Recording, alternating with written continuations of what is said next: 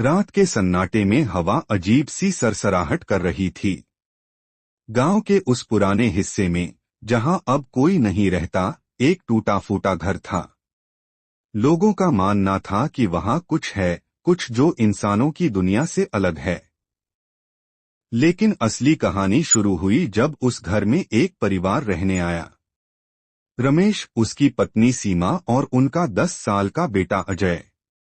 रमेश ने घर बहुत सस्ते में खरीदा था। उसे लगा लोगों की बातें सिर्फ अफवाहें हैं।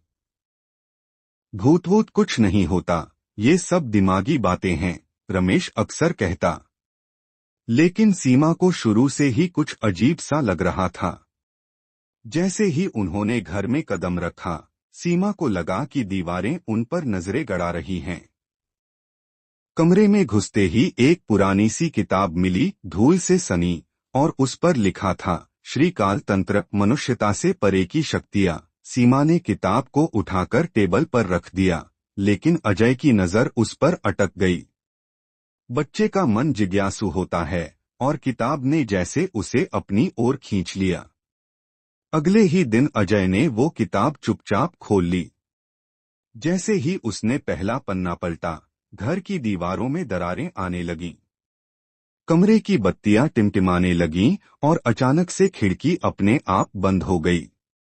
अजय डर के मारे किताब बंद कर भाग गया, लेकिन तब तक बहुत देर हो चुकी थी। रात होते ही घर का माहौल पूरी तरह बदल गया। दीवारों पर परछाइयां नाचने लगीं। रसोई से बर्तनों के गिरने की आवाजें आने लगीं, लेकिन जब देखा तो कुछ नहीं था। सीमा ने रमेश से कहा, इस किताब को फेंक दो, ये घर में कुछ गलत कर रही है। मगर रमेश ने उसे डांट दिया, बस कर सीमा, तुझे हर चीज में डर ही दिखता है। लेकिन उस रात अजय की चीख पूरे घर में गूंज उठी। जब रमेश और सीमा दौड़कर अजय के कमरे में पहुंचे, तो देखा उसका शरीर हवा में लटक रहा था, जैसे किसी अदृश्य शक्ति ने उसे उठा रखा हो। रमेश ने हिम्मत करके बच्चे को पकड़ा और जमीन पर गिराया। अजय बेहोश था। तभी किताब अपने आप जमीन पर गिरकर खुल गई। उसके पन्ने खुद ब खुद पलटने लगे और कमरे की दीवारों पर अजीब से श्लोक उभरने लगे। उसने बड़ी भूल की है। वह किताब को उठाने ही वाला था कि कमरे की खिड़की अपने आप खुल गई और जोर की आंधी चली। ऐसा लगा जैसे कोई आत्मा घर में घुस चुकी हो। तभी सीमा ने किताब उठाकर आग में फेंक दी। आग तेज भड़क उठी, जैसे उसमें पेट्रोल डाल दिया गया हो। घर की दीवारें थरथराने लगीं और जमीन कांपने लगी।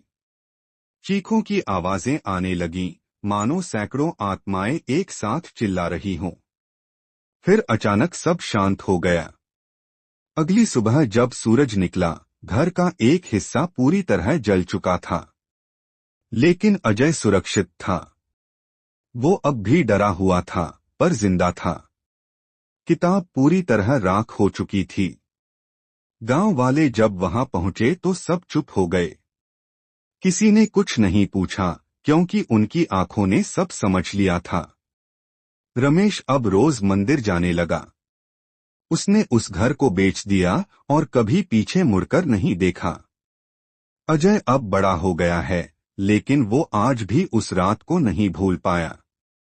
और इस कहानी से हम सबको एक सीख मिलती है, कुछ चीजें सिर्फ देखने के लिए नहीं होती, और हर रहस्य जानना जरूरी नहीं होता।